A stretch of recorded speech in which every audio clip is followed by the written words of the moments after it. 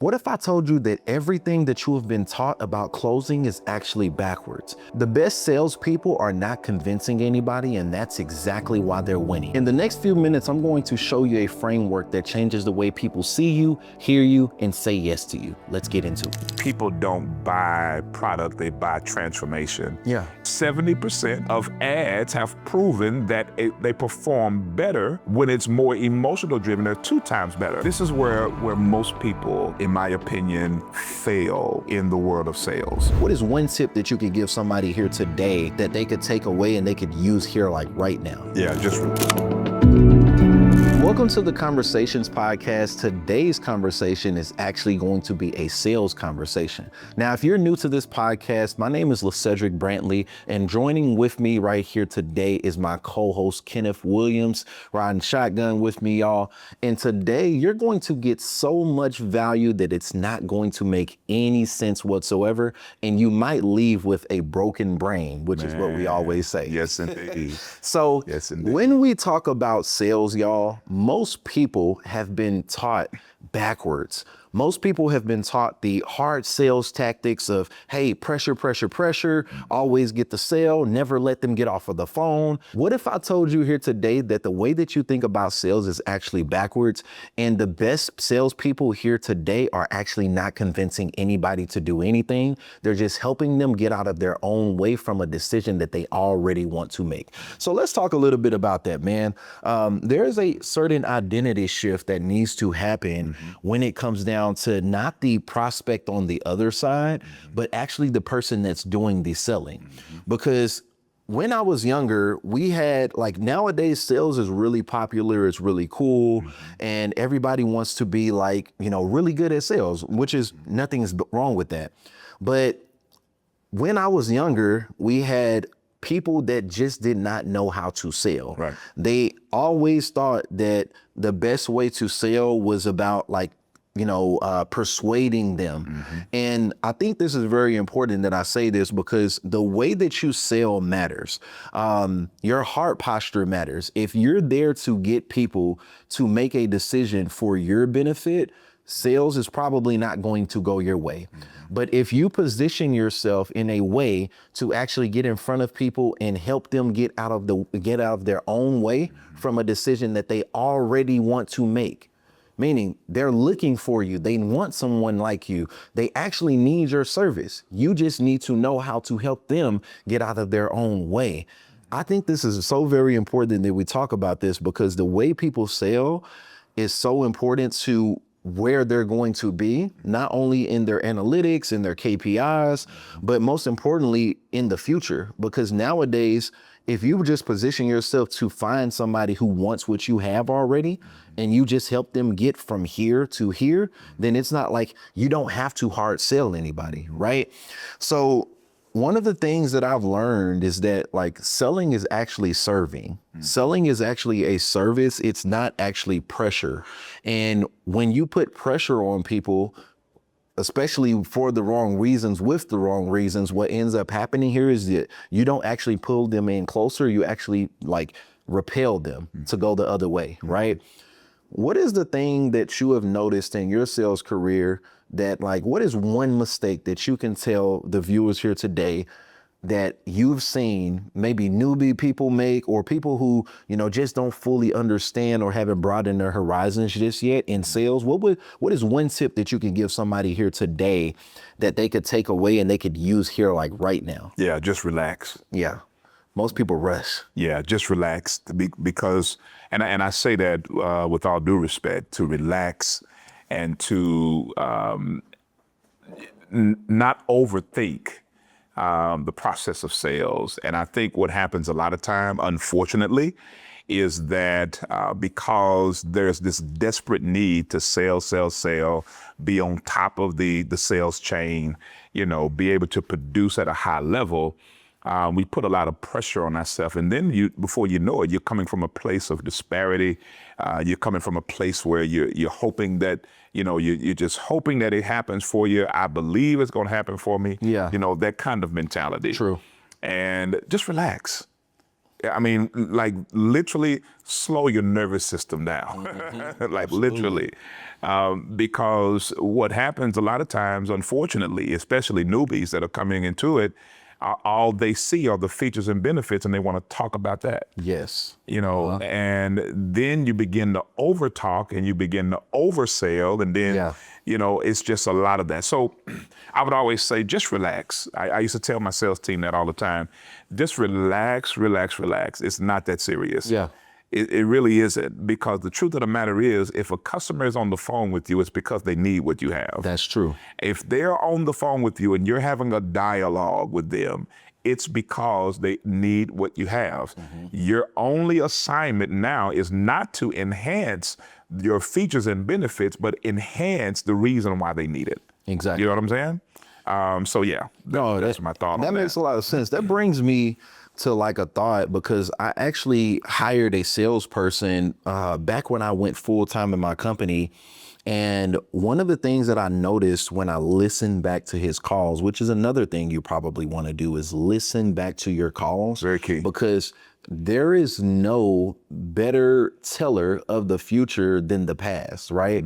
And if you look back at your calls and you listen to your calls and listen to how you did, that's kind of like what they call game film, right? They call that film here in football, basketball, et cetera, right? But I hired a sales rep, and one of the things that I noticed on the phone is that he has a great personality. He could talk to people. He could close. But when it came down to trying to get the sale, he was rushing. So there's a framework in between where we go to, where we talk about introduction. Hey, why do you want to sell? Hey, what's the price that you want for your property, et cetera, et cetera. And one of the things that I noticed is that when you are hard pressed for a sale and you're desperate, in the mind of desperation, what ends up happening here is that you end up rushing through the call. Yeah. And then when you speed up, you're not doing something called actively listening. That's right. Because you end up missing things, like when this person is saying something and you're like, man, if only I would have stopped right here, I would have had that person and I would have dug in on that, right? So a lot of people typically end up rushing through their calls, and I think that it's really great that you said that. So most people think that people actually buy products or maybe even a service. And one of the things that I want to tell you here today is that people actually don't buy either of those. What they buy is the version of their self that they want to be on the other side of that, right? Whatever you provide, I want you to think about this really quick. Ask yourself the question, what is the service that I provide, or the product that I provide, and how can it help people? Where is it going to get them in the next 30 days, 60 days, 90 days? What kind of problems does this person have? What kind of problems did I have when I first started, right? So one of the things that I like about thinking and stopping and thinking is that, like, we get to have these meetings where we have meetings before our podcast, right? And we're like, hey, maybe we should hit this angle or this angle or this angle, right? And when you sit back and you think about like your prospect and whoever you're selling to, they used to be you, actually, right? And that's one thing that we miss, because when we start making money, we get more leads, we get a little bit higher up. It's like, man, you forget what it's like to be this person that was like, man, I wish I had these leads, or man, I wish I had this, or man, I just need this. And all along, when you get to this level, you're like, man, I didn't need any of that. I just needed to have this type of mindset or this, right? So like, I want to kind of give an example of that. Like I said, people actually don't buy products. They buy emotion. They buy transformation. They buy a better version of themselves that they actually want to become, right? So one of the things that I actually, I think we were talking about is kind of like giving the analogy of somebody getting brakes on their cars, right? We got a person that wants to get brakes on their cars. It's not that the person wants the brakes. I'm gonna let you answer this. What do people actually want? Instead of when they're getting their brakes changed, what do people actually want? It's not the brakes. What do they want? Nah, it's security. They want to be safe. Yeah. And you're right in the aspect of people don't buy product, they buy transformation. Yeah. And I think that should be broken down a little bit because if you think about transformation, what are we actually talking about? Let's just be real. Whenever we look at something that we want to purchase, let's say, for instance, a nice pair of shoes, or just thinking conventionally here, a nice pair of shoes or a nice shirt, or maybe a nice ball cap or something, right? You see yourself in the ball cap, or you see yourself in the shoes. But it don't stop there. You see yourself going to different locations in your shoes, the outfit that you have on, the cologne that you have on, the cut that you have. And you're seeing yourself walking up and talking to people and all of these different things. And so whenever those kinds of I don't want to call them mind games, I just call them imagination. Your imagination is going wild, and then you're seeing yourself in all these things. That's exactly what your customer is doing. Your customer is doing the exact same thing. And you rightfully said, we don't always remember that our customer is really us. We are customers. Exactly. And so we have to remember how we are is how they are. Exactly. We're a consumer as well. We're a consumer of goods and services, just like they're a consumer of goods and services. And so figuring out your avatar and how they think, what they think about, what they look at, all those things is very easy if you take a look at yourself. Exactly. Right? So with that being said, I read something on Harvard Business Review that I thought was very fascinating. It said that 95% of people make decisions based upon emotion, based upon their subconscious. Yeah. Right? And logic comes in later just to justify what emotion already made the decision on. So logic comes in and say, okay, I see how you feel about it. Well, let's go ahead and go with it. You know what I mean?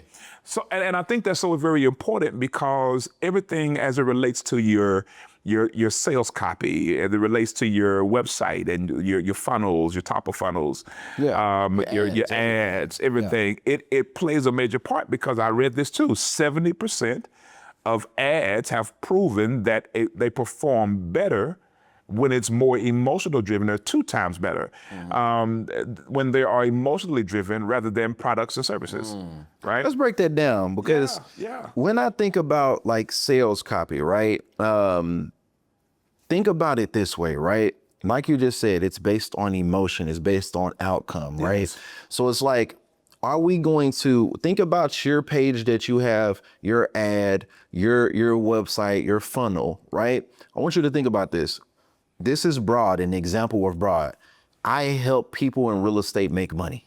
Very broad, no outcome, none of that. But when we go over here, I help struggling wholesalers make $20,000 to $30,000 a month without cold calling, without driving for dollars, without this, right? And it's like, man, they look at this and they're like, man, I have been cold calling.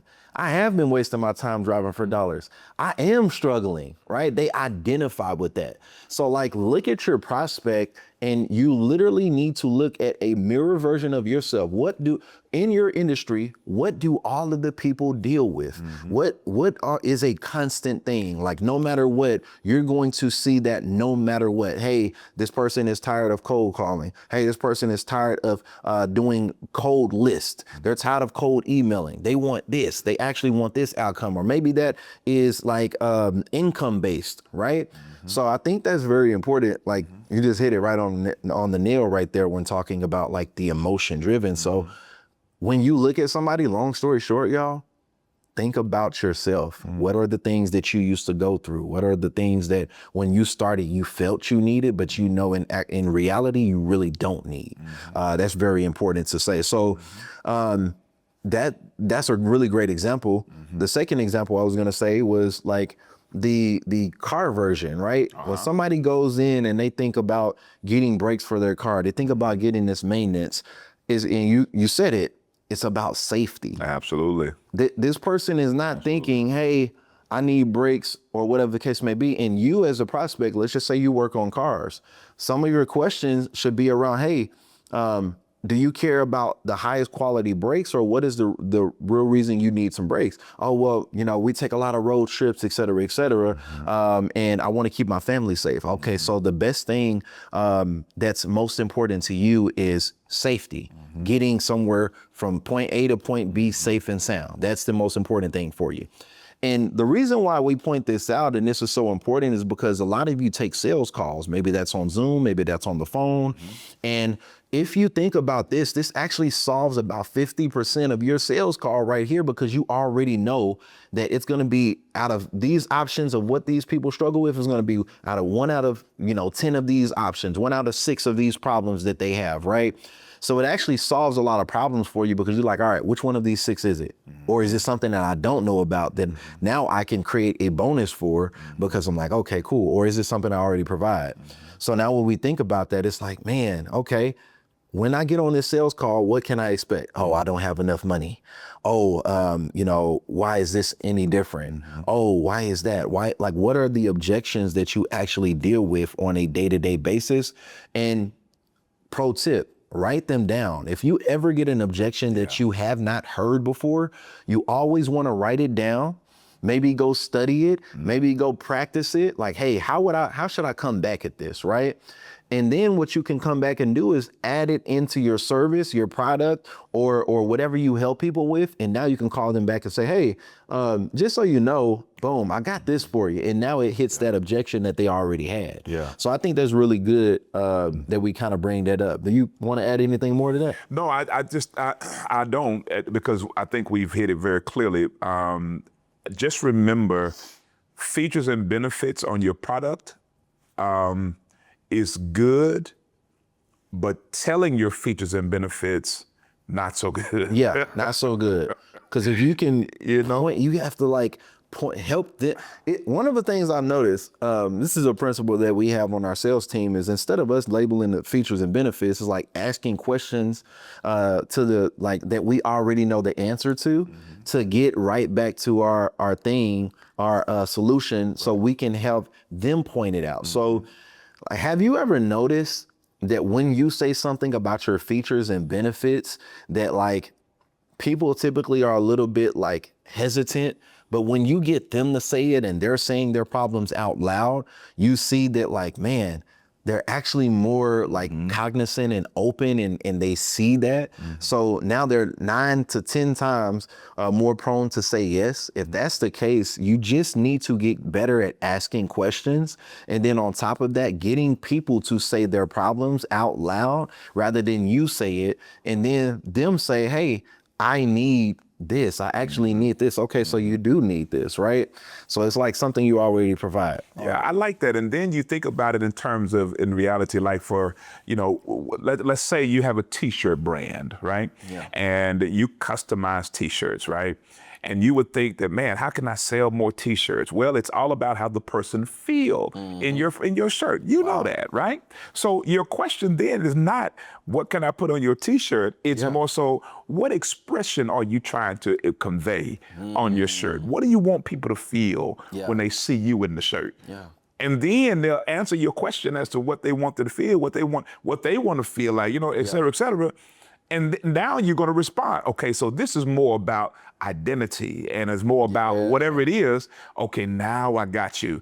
And then you can start offering those extra little, you know what I'm saying? Little things in there. This quality right here. I got this. Exactly. Yeah. For that kind of expression, you want to definitely go with this brand of shirt right here. This brand of blank, right? Exactly. Instead of this brand of blank, right? So it's these, and when I say blank, I mean blank shirts. If anybody in the t-shirt brand, I mentor a lot of different businesses. So when I talk about certain things, I'm using their industry language. So if you do a t-shirt, you know what I'm talking about. You know what? That's crazy. Because I actually went shopping at Zara last week, right? Okay. And if you know anything about Zara, they got some really high quality clothes. So you went to Zara? Yeah, it's not good. Yeah.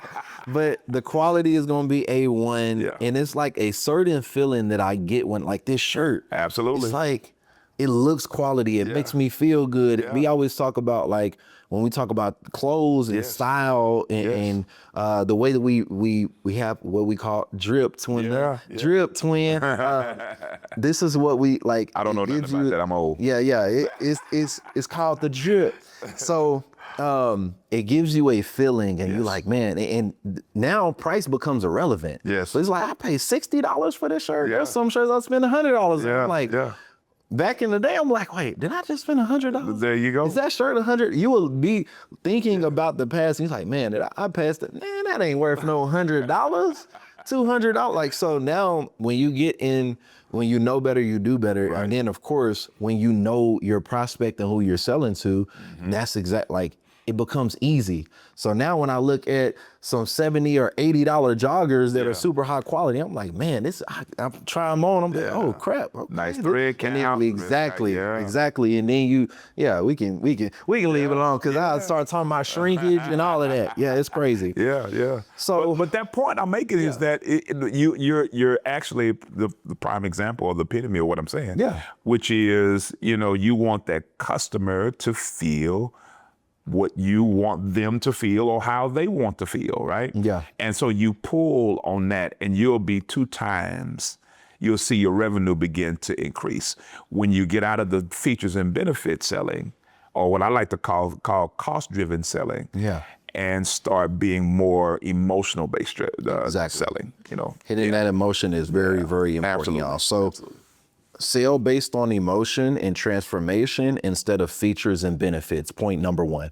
Point number two, most people have a belief, and not just one belief, but two beliefs at the exact same time. Have you ever wondered, like, why you look at people and you see people excelling so quickly and so fast, and then you look back at your old self, or maybe even yourself here today, and you're like, man, I can learn that on YouTube for free.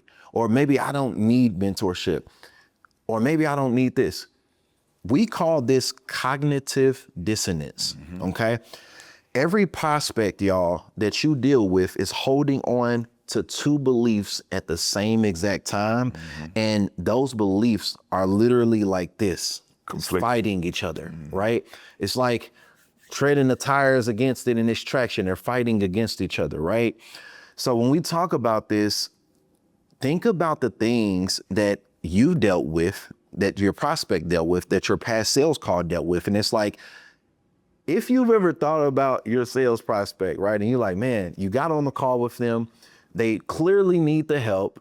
And then they're like, oh, well, I could probably YouTube this, or I already know this. And it's like, oh, well, do you know it or do you need help? Because you're here now, right? And I think that it's very important that we point this out, because it's like, man, you can believe two things at the same exact time. It's like most people look at faith and they think that faith is belief, but doubt is also belief. Doubt is just belief in the thing that you don't want, in the way that you don't want to go down. And faith is the belief in the thing that you do want and where you do want to go, right? So when you think about cognitive dissonance, I know we were kind of talking about this, here a little bit earlier. What's another example that we can give the people where we think about like two beliefs that are greater than one, or even better than an example? What is going through this person's mind and this prospect's mind when they're trying to make a decision? What do people typically battle with? What are they going against, right? So, yeah. Yeah, you have, this is where most people, in my opinion, fail in the world of sales. And I'll tell you what I mean. First thing is, you must realize that every person that you're talking to, they want your product, they need your product. But on the other hand, they don't know if they have enough money, they don't know if they have enough time to deal with it, or whatever their other beliefs are. So you have these two beliefs, conflicting beliefs happening at the exact same time. The winner of this particular battle is going to be predetermined based upon how you talk to them, right? So for an example, I'll give you a prime example. A customer says to you, look, I think I'll just wait on this. My question to them is going to be, well, How long have you been telling yourself that? Yeah, I'll ask them. Well, okay, well that sounds okay, but Mr. Jones, let me ask you, how long have you been waiting for this? Or how long have you been dealing with it? Oh, well, over Yeah. 8 months, Kenneth. I've been dealing with this for 8 months. 8 months, okay. And if you don't mind me asking, how is that going for you? I mean, is it meeting your need? Is it Yeah. is it delivering the outcome that you're looking to? Yeah, I've had some ups and downs. I've spent probably on YouTube videos, between YouTube videos, AI, and courses and stuff. I probably spent over $20,000, but like I really haven't seen any real movement. So I think I'm just gonna try this by myself. Right. So now you're hearing the person begin to reason in his head or her head, what's happening, why they've been waiting, and what they've been doing in that time frame, right? Well, it's that part right there, I call it tension. I don't know if anybody else calls it that. Yeah. But it's that part of that tension that causes the awakening. It's like, wait a minute, I have been doing this for a long time. So basically my line of questioning, when I'm asking these questions, I'm reminding them of the last 8 months to a year of the reason why we're on the phone is because you've been waiting. Yeah. You know what's funny? We're actually hitting two things at one time because the real objection is actually hidden, but we just uncovered it right there with cognitive dissonance. It reveals itself. Yeah. It really does. Yeah. Yeah. So that's very important that you say that. And you can continue. Sorry. No, I think that's very important because it's like, man, you now hear in the prospect's mind the battle that they're going through and the help that they need, and then also the battle that they're going through is an objection which you thought was hidden and now it's uncovered. Now it's like in your mind, what kind of where do you need to take them then, right? Does that look like, hey, pointing out, hey, here's where you are, this is what I suggest, right? Or what does that approach look like now? And we just explained it, clear as day, right? So I think that's very important that we talk about that. So when we talk about objections, right? I think it's very important that most people know how to uncover objections, but not only uncover objections, but how to handle these objections, right? Some of the things about objections is that one thing I like to do is I like to handle them before we even get there. And sometimes that looks like, my social proof, right? Sometimes it looks like a video that I have the prospect watch before they actually, get on the phone with me. Maybe that even looks like a questionnaire and one of those questions hitting, hey, what have you been doing or dealing with, et cetera, et cetera. And now I know that on the phone. So I'm saying this because sometimes what I do is I take sales calls. My team does it now, but I used to take sales calls, right? And then we have a form that we have people fill out that actually hits their objection. And if you pay attention, I'm actually giving you some game, especially if you have a service, product, whatever the case may be. Before you actually get on with them, why not have them fill out a form to actually work with you and apply and qualify? And then in there, you're asking strategic questions. That way, you know how to handle this sales call and you know what you're even dealing with before you get there, right?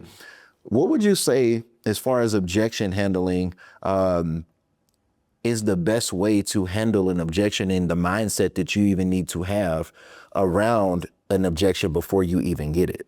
Yeah, objections aren't real. Yeah. They're fears. And so a lot of them are decoys. Yeah. To get out of a situation or get out of a call or sales dialogue because, maybe the salesperson did not, capture the tension there to flip the make them more comfortable. Maybe even potentially they didn't even address what the concerns were. Yeah. Of the thing. There's so many various, reasons.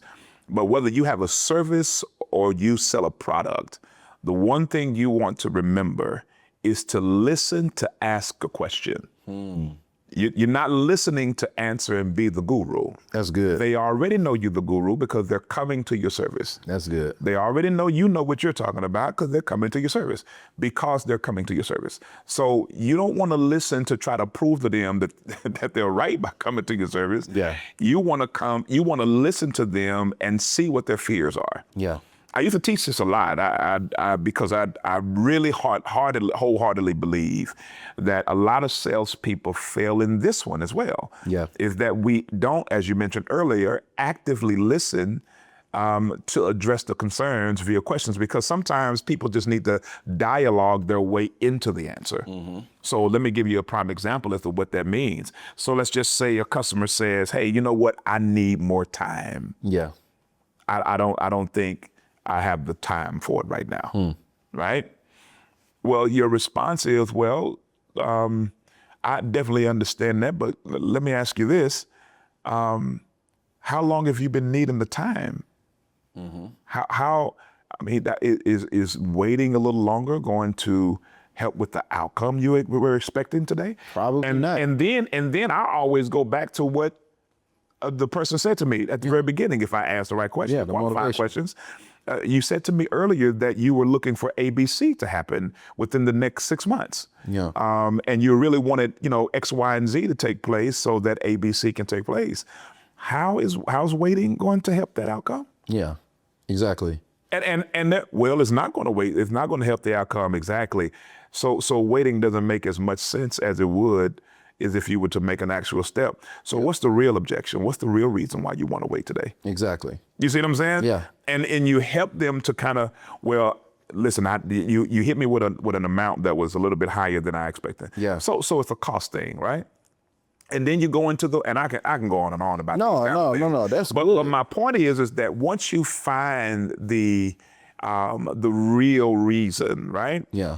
Because like I said, objections are just decoys to fears. They're really fears. And once you figure out what that fear is, now you can really address it and show them how that fear that they have is what is a limiting belief, keeping them from seeing the outcome. Exactly. Right? Exactly. And there are certain things that you say, and I can go on. It's a masterclass. That's a masterclass. Absolutely. Absolutely. It's true. It's a whole master class right here. Yeah. And that actually brings me to what you said, because we call that in my industry boxing the objection. Okay. Because if you ask the right questions in your sales process, I suggest if you don't have one, create one. And it simply looks like this. Hey, introduction. What's the problem that you've been having? Then you hit this, and then it's like at the end, hey, make the offer, right? But when this person tells you something previously, if you ask the right questions, now it's like, oh, wait, but maybe the first of the call, you ask them, hey, if, everything made sense, how serious are you with committing, at the end of this call, if we can go ahead and move forward with coaching you for the next 12 months? Oh, well, I'm very serious, 10 out of 10. Do you need to talk to anybody, or is there a business partner that you have that we need to get on the call beforehand? Oh, no, I don't have a business partner.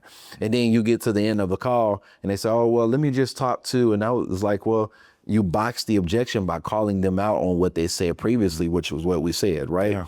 So that's really good. Now, when I like that term, though. I like that boxing the objection. Yeah, but then also too, like what you were saying just now, it's almost as if you want to ask the customer at the beginning, and I do this on certain industries, not all industries, not all, but certain industries, I'll use this line of thinking is, what do you foresee that will prevent you from making a real decision today? And then they'll tell me, well, there's really nothing really. Okay, so basically, if I give you what you're wanting and making sure that you see the outcome that you're looking for, you're saying to me you're committed to a real decision today, right? Exactly. Oh, I mean, if you show me the right stuff, it'll be okay, perfect. Well, let me ask you, what exactly, and then you go into whatever the pitch is, right? Yeah. And so that's what I'm saying there. It's all about really asking the question to get them to respond to you, not you telling them what they need to be doing, right? I was old school. I was always taught to always assume the sale. So you tell them, this is what you're doing, you're gonna do, and this is what you're gonna, and that worked for a time, right? Absolutely. But as time has evolved and people have evolved in their thinking, people have elevated their thinking. There's a lot more consciousness of how things are done today. Yeah. You almost just really have to have the conversation of a friend. Yeah. You know what I'm saying? To actually have a conversation like that. And this is why I always tell them, we're gonna move on. This is why I tell people, don't sell, conversate. Yeah. Have a conversation, don't sell. Yeah. Right? Just like a conversation like this. Like we're having just right now. It's very don't simple. sell, just have a conversation. Yeah. You know, get to know, asking what we like to call probing questions, Yeah. right? Probe deeper. Let's see what's really under here so we can uncover it. And if you're good, once you get, you know, at the, you know, I don't want to call it a master at it, but you want to master it to the degree that you shouldn't ask no more than about 2 or 3 qualifying questions, and you should be able to get them done. Exactly. And I think it's important to talk about this too, while we're in like that cognitive dissonance and like handling objections. When you ask questions, like when you are in your sales framework, your sales call, it's very important to make sure that they're talking more than you.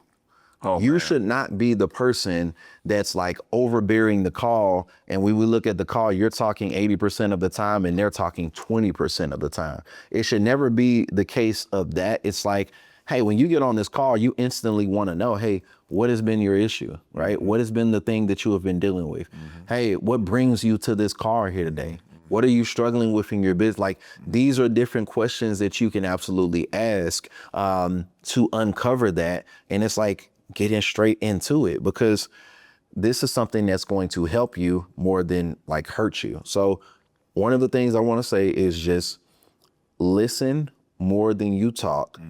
And once you like, it's a reason God gave us 2 ears and 1 mouth for a reason. Somebody told you that as a kid. Yep, exactly. Yep, two ears, 1 mouth for a reason.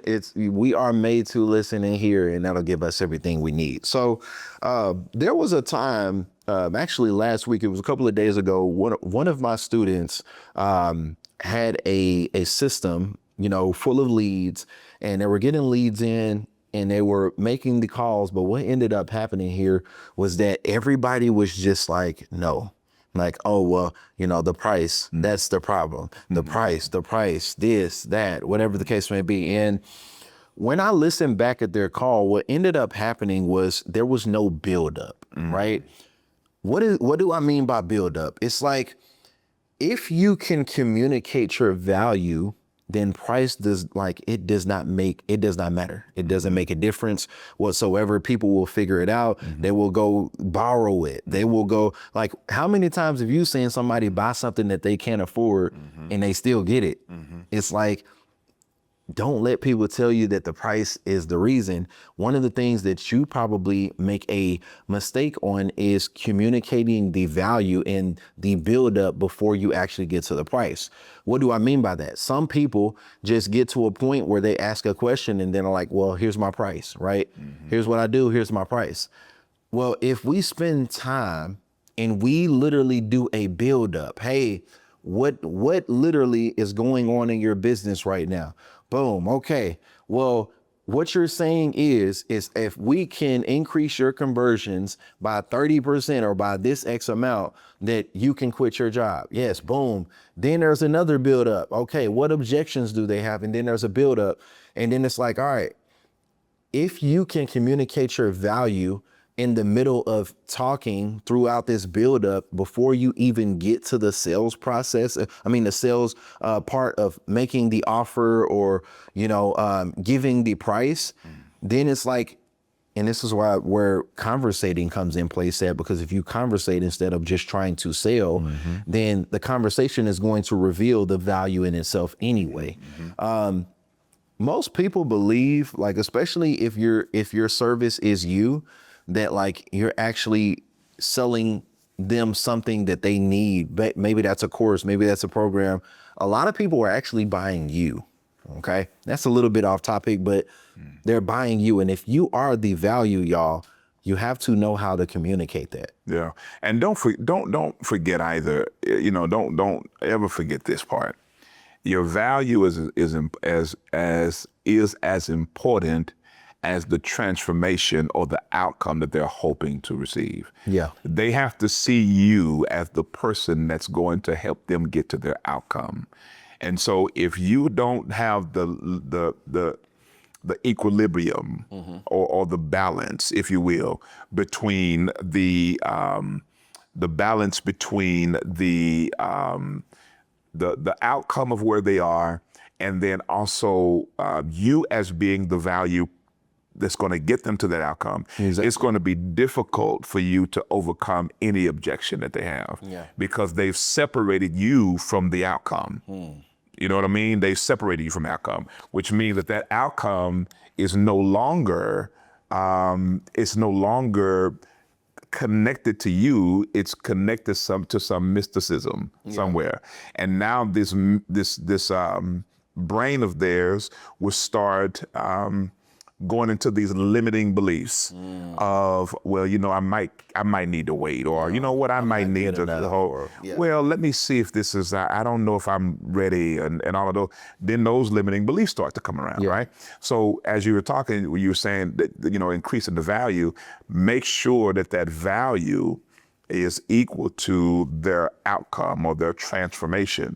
You want to separate, you want them to have so much pain that they see, this sounds so bad, Lord have mercy, but you want them to be sitting in that pain so much. Yeah, amplifying the pain. That they see the outcome, but they see you taking them there. Yeah. Does that make sense? Absolutely. You or your product or your services. Exactly. So it's important to do those things. And I share that with you in all respect, because most of the time, if you're watching this now, you're probably falling in the category of always selling features and benefits.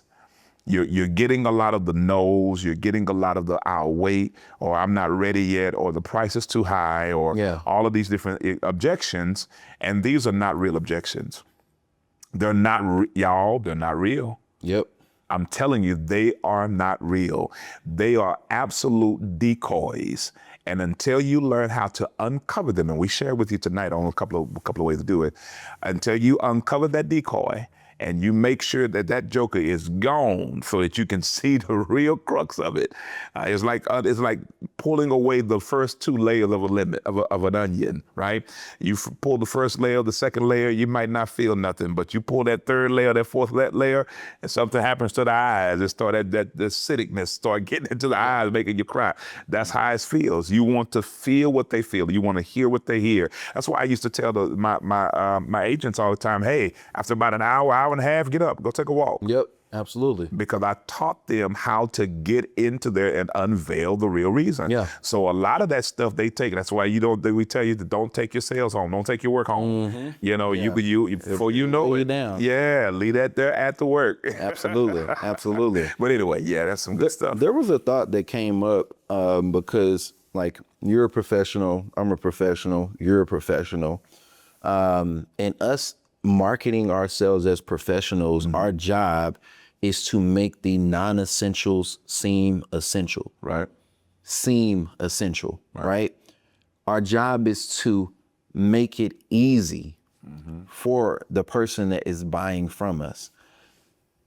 If you are making it seem hard, you are not doing your job as a leader. Why do I say that? Because when you get on the phones or a sales call and you're like, oh man, this is hard, or this is a lot. And prime example, one of my business coaches, Omar, he actually talked about having somebody come and hang up his TV, right? And this person was just like taking extremely long. They said that it would be quick. And when he came in to check on it, he was like, hey, is there, anything you need, whatever the case may be? How long do you think it's going to be? He was like, oh, well, it's probably going to be about another hour.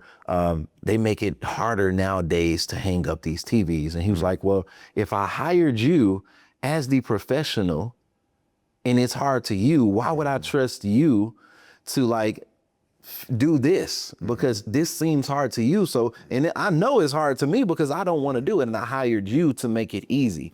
So I say that to say this, if you are not making it easier for your prospect or the product you're selling or whatever the case may be, which ends up to their transformation. If you're making it hard for them and you're making them overthink and you're over stimulating them, all of those different things, y'all, I would say this: make your process so easy, make your product so easy, your service so easy. And, I'm a true believer that you really can't teach somewhere that you have not been, because that essentially makes you a phony, right? So I'm not telling you to teach or sell something where you yourself have not gotten the transformation. I'm telling you to, based on your transformation and where you can get someone, make it easier for them than harder. Because the harder you make something seem, the harder you make something actually decreases your sales, and you're going to lose out on sales because you're making it harder for your prospect, okay? Speaking of price, we were talking about price, right? And some of us get the objection of like, man, this is too much. Man, this I can't afford this, right? And 80% of the time, I would venture to say that this can be a limiting belief, but 20% of the time, they probably truly can't afford it, okay? One of the things I want to say to you is that if you have a premium offer, a premium solution, a premium service, you offer a premium product, right? And your product, service, solution is not cheap, I want to break down 3 categories of people that you have, okay? Shout out to Myron Golden. There's a such thing as freeple people who want everything for free. There's a such thing as cheaple people who want everything cheap. Freeple and cheapo. Yeah, freeple, cheaple, right? And then there's another one where you have, I forgot the other one, but these are the main 2, freeple and cheaple. If you are not the cheap, like your price determines a lot of things. When you go to the store and we see some shoes in Nike, and we see these shoes and they're $100, and then we go in Louis Vuitton and we see some dress shoes that are $1,000, right? Which one are we getting? We're probably gonna get the more expensive one. Hey, we go over here to, speaking of it, Zara, right? We see these dress shoes for $80. And then we go over here to a store that's just like Zara, but maybe they're a little bit better, but their prices is $1,000.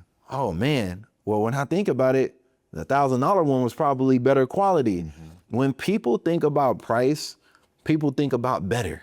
When people think about the lower price or the cheapest thing, people literally think that like, hey, maybe it's not that good. Maybe it's the off-brand product of the actual thing, right? So I say all of this to say is that your price filters the kind of people that you want. And based on the people that you are absolutely helping and where you're taking people is going to determine the value that you bring, for one, and the way that they perceive you, because there is a such thing as perceived value, and the kind of people that you just actually get on your sales calls, right? Is every time you get on the call with somebody, are they thinking that it's going to, hey, I thought it would actually be this much, right? And then you have some people that are like, man, is that it? Okay, I'll pay that, $10,000. Oh, I'll pay that, $5,000, whatever the case may be. And I'm not telling you to oversell anything. There's a difference how you price your thing, and this is like a whole nother, segment, but I truly believe that like when you price, whatever you're pricing for, y'all, is based on where you can take them and the transformation you can take them to. And maybe if that's monetary based, right? Hey, I've made $100,000, right? Multiple times, whatever the case may be, and it's proven. Well, if you're charging $10,000 for that and they're going to make 100, like think about it.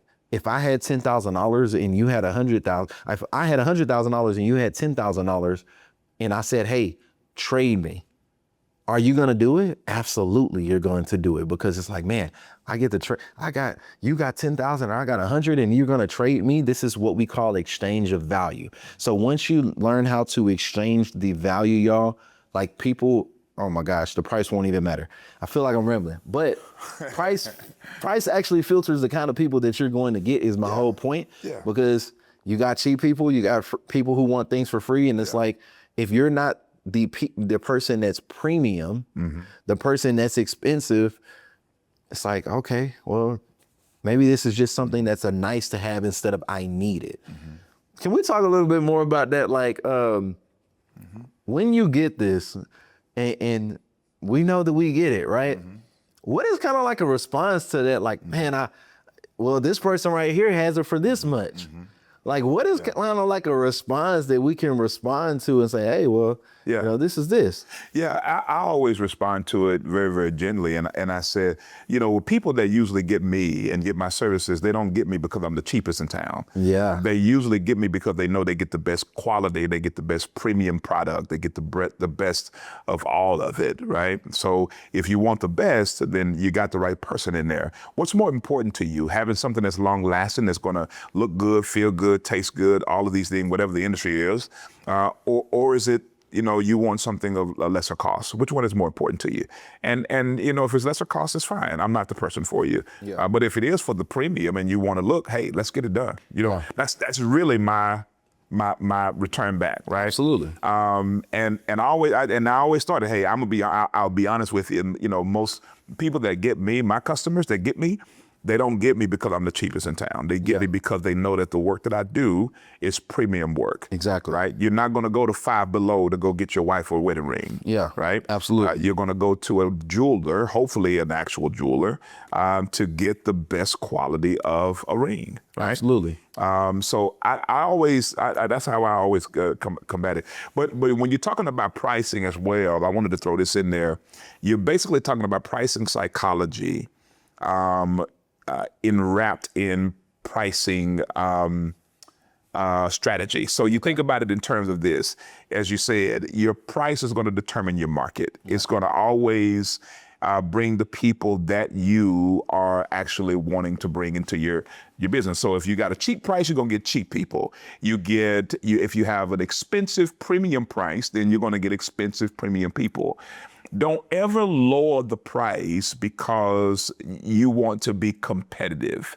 You want to keep your price at a premium level, because what happens is when you are actually doing it on a premium level, you can expect the higher level people to come up that have no problem paying that extra $2,000-$3,000 that their price. I'll give you a prime example. My coaching program is $10,000, right? And it's $10,000 for 3 months. Ooh, $10,000 for 3 months? 3 months. Ooh. And the transformation that you receive is that if you have a business, we're going to 5X what you have. If you have a side hustle and you try to turn it into a business, we structure your business right. We make sure things are done right. You know, with the age of AI that we're in, you can actually start a business in one day. I actually have a program, it's called my 3-day challenge, where I take a person that don't have a business at all, they just have the idea, and you have a full-fledged business in 3 days, right? Well, my premium for that is a high cost. Yeah. Right? It's high. You say, well, why would it be high? And if it's AI's out there, well, you can spend your time going through every single AI, good luck with that, and finding out which one or which. You can go into YouTube school of hard knocks, is what I like to call it, and get lost in the shuffle of this person said that's the best, but this person said that's the best. Or you can actually get a coach that will tell you, hey, forget about all that junk. Here is what you need. Here's the outcome that you're going to receive. Let's get going, right? This is why my cost is premium. It's $10,000, right? And to some people, that's cheap compared to the stuff that they get. You know, I've actually been pushed on that. Like, why are you 10,000? Why aren't you 20,000? Exactly. Well, I don't really care to be 20,000. Right now, I'm 10,000. Right. When I start making my millionaires, I'm jumping to 50,000. Exactly. And I already made 3 that I know of that are millionaires. The other are high 6 figures. I'm one of them. There you go. So my point is, y'all, is that you always attract the people that you want by fixing your cost. So if you're wanting the the affordable pricing so that you can cast a broader net, then of course, that's your pricing strategy. Okay, now let's look at the psychology behind it. What are the wording that you need to be using? What are some of the terms, the phraseology that you need to be using, right? Same thing with that mid-tier, what we call mid-ticket, or that high ticket, whatever that high ticket offer is. You just want to make sure that whatever that strategy is, that you're married to it, right? Because if you get in there and you kind of second guessing it and you're not really, and we have this thing called beta testing. We test everything, right? So let's just say my pricing was $50,000, right? But I couldn't really bring out the outcome of a $50,000 unit. Then I need to bring that down to $40,000 or $30,000 until I can get the outcomes that I need in order to get to that next level, right? Absolutely. So you don't lower your price because of external things. You lower your price because of internal. It's a reflection of what you bring. It's a reflection of what you're offering. It's an absolute reflection. If you have a service or a product, it's a reflection of what you're bringing to the table. Don't lower your price because somebody's talking about you too expensive. Absolutely. The people that get me don't worry about cost. They worry about premium quality. Yep. Yeah. And if you're thinking that somebody out here won't pay what you're charging, I promise you, I'm one of them. If you underprice yourself, yes, sir. If you underprice yourself, somebody else is going to outprice you. I sure will. And get the customer. So trust me and believe me, there are people who are looking for exactly what you bring to the table, product, service, selling a house, whatever the case may be. And I think that's very important. Speaking of selling a house, when we are talking about price, why are you doing so much work to actually make so little? You want to do so much work. It takes 30 days. You do this, whatever the case may be, and you're underwriting to just make $5,000. Why not underwrite at 40, right? Why not underwrite at 30, 50, whatever the case may be? You will be surprised with the transformation that you can actually bring people. You can actually make more money if you just do it, if you just make the offer. That's all you got to do. All right, cool. So we talked a little bit about these next two things, which is cost of inaction. One of the things that we typically see on commercials, stores, every single thing is that people typically like to move faster to avoid losing something than to gain something, right? What do I mean by that? They had a sale, right? On some Jordans every single month, right? They have a sale on some Jordans. And we know that there's only a certain amount of time that these Jordans are gonna be in stock, depending on which ones they are. So people will literally get up at 4 a.m. to go get in line to avoid losing something, right? And they want to gain that Air Jordan that's only 200 pairs in the United States or whatever the case may be. And it's like, one of the things that you have to learn how to paint is the cost of inaction. If we learn how to paint the cost of inaction, in which we talked about earlier, hey, how long have you actually been going through this? How long have you been dealing with this? Oh, 8 months. Man, how much have you spent on, towards your business, towards, coaching, towards this, right? And he's, oh, well, I spent 20 grand already. It's nothing still has ever worked for me, right? And it's like, when you start giving your price, you clearly define, hey, this is exactly what you need. They know it's what they need. And you start telling them about price, and you don't paint the urgency as quickly as possible. What ends up happening here is that this person has free will. Have you ever heard somebody ask you the question, hey, how long do I have on this? Right? And you're like, oh, well, we're actually, closing this thing down on Monday and you're on Thursday, right? Well, they got so much time to think. They have so much time to make a decision that they think themselves out of the decision to decide, right? Right. What would you say when it comes down to inaction? Speaking of inaction, the faster that you implement this, the faster you actually get to enjoy the benefits of implementing and implementation, right? When it comes down to inaction, does it hurt them more, the viewer watching this that's selling something, or does it hurt their customer more? Well, they're both equal because it's a lose-lose. That's a good. That's a good. It's a lose-lose. Some people will say, "Oh, well, it's me." No, it's a lose-lose because you think about it in terms of the customer, right? The cost of inaction. And the way to present this frame to a customer is to ask a simple question. Hey, you've been dealing with this now for the last 12 months, right?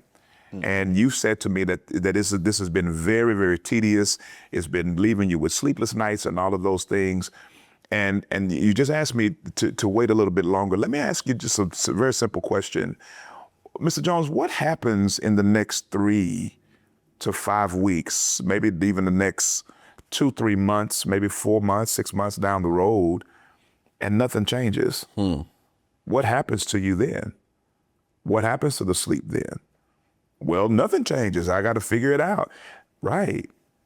And so you're going to be back at square one again on the phone with another person like me who's, hoping to try to be the person that you use in order to get X, Y, and Z service done. Exactly. Well, you're here now. In other words, the cost of you not doing anything now will be more expensive in the next 3 months. Yeah. So you're concerned about cost. You're concerned about the cost on your life as it relates to how tired you are, how frustrating things are, et cetera, et cetera. Wouldn't it make sense to go ahead and just deal with this now and get it out of the way versus waiting about 5, 6 months later on to get it done? Exactly. That's exactly how I talk to them. Yeah. And it's, well, I guess that makes a lot of sense. Yeah. Because at the end of the day, when this is over, you can actually sleep now. Exactly. You can actually go about your life and be like, got that done. Yep. Wouldn't you say that means more? Yeah, you're right. I think I need to go ahead and make that. Right. So would you like to use a check or credit card today? Okay. Exactly. Right. As simple said. Yeah. So in the sale. So the point that I'm making there is you want to bring to their attention. Now y'all write this stuff down. Like, this is stuff that I'm just throwing out at you because this is stuff that I've used over the years. And I want to say well over 30 plus years. I'm 47. I've been in sales since I was 15 years old. Actually, my very first sales job was selling a lemonade stand at the age of 9 years old, right? And I had my lemonade stand. I was a paper boy at the age of 13. Yeah. So I've always been in this proverbial this world of sales and all of that stuff. So I've tried everything. And this is why point number one, emotion-based offering is very much so more prevalent now than it has ever been. So yeah, you want to talk about that cost of inaction, man. You want to let them see. And how you do that is emphasize where you're already in pain. Are you wanting to exude more pain on yourself? Like, what are we saying right now? I'm a little bit curious. Yeah. And well, you're right. I don't want to. Nothing has changed. You'll get them in that area. And you only can get there is if you listen, because listening very important. actually closes deals instead of like selling. Selling doesn't actually close deals. Listening does. And one thing that I understand after being in sales so long is that the best closers aren't actually even the best talkers. They're not. They're the best listeners. Yes. And if you listen more, you will hear the pain. Like we said earlier, you'll hear the pain, you'll hear the problem. And one of the things about listening, y'all, 2 ears, remember, 2 ears, 1 mouth, right? Man, they gonna get you for They show they gonna like, why you keep saying that? Right. But you must listen. And I know we keep saying that, but like, this is I'm gonna tell you this. Most people actually want to be heard. That's it. Instead of you over talking them. That's it. Don't be like the life insurance agents 20 years ago when I was younger, and they have you put down, here's how much it is, and they just put it down, and they don't even explain the benefits of having life insurance, right? They don't explain the stories of like, man, this seller or this person had to go through this, or this family had to go through this, or whatever the case may be. But you could only explain that and get to that point where you're closing, and closing is what you just did by listening. Listening. You listen and then you speak. That's it. What is that trend that they had going on? We listen and we do listen not and we judge. do and we don't judge. Yeah. So that's very important, y'all, that you understand this.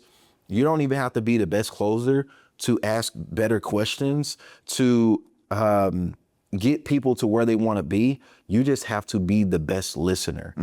And once you are the best listener in the room and they feel heard, they feel seen, they feel like you actually know them. Have you ever been on a call where they're like, man, I've been waiting on something like this. You don't know how this, or they just get the spilling, right? It's because you actually took the time to hear them and listen to them. That's very, very important that you do that, y'all. Yeah, and you want to ask questions like, I used to teach, ask your question and shut up. Yeah. That's what I used to tell. Shut up. Ask your questions and shut up. Yeah. Listen at that point, right? Because, like, for example, I'll always ask when I get a new mentee, I'll always ask, what's your biggest struggle right now? What's your biggest concern with your business? Yeah. And I let them talk. And then they'll talk about, hey, I'm really struggling with, generating, leads, or I'm really having a struggle with organization, or I'm really having a struggle, I really don't want to handle the business side. I just want to handle the work. Yeah. So my next question is, walk me through that. What is that like for you? Walk me through that. Now I'm moving them away from just talking about the business. Now I'm moving into, how are you feeling about that? Yeah, exactly. Right? Walk me through that. And that's my favorite phrase. Y'all don't judge me, please. Don't judge me. But that's my favorite phrase to use. You know why? Because I've never gotten one person in all the years to not walk me through what that's like for them. Yeah. Well, it's tedious, man. I have to get up in the morning. I've got to go do this. I don't have time to take my kids to school. They're going to walk you through the entire day, right? And then my next question is, what do you see the solution should be? What are you seeing as the solution, right? Well, I just really want X, Y, and Z. You letting them tell you what they need. Exactly. So that's all in closing, guys. That's all in closing. When you're asking the questions, and you're asking these questions in sequence, and you're listening, getting the proper information, and then at the same time, what you're doing for them is they're opening up to you. And you know as well as I do, when a person opens up, now their wall has come down. Right? They're not in that crocodile brain where they don't want to be harmed. They don't want to be scammed or lied to, or, anything of that sort. That's what I call the crocodile brain. They're not in that mindset any longer. Now they're in the mode of, maybe I can have this conversation. Exactly. Once they open up, it's your turn. It's your turn. Light is on you. Curtains are back. Yeah. Spotlight's on you. It's showtime. Exactly. Yeah. One of the things that I like, along with listening, is, and just closing period, is just sharing social proof. And social proof does not mean social media, y'all. Social proof is like the reviews that you have, the people that you've helped before previously.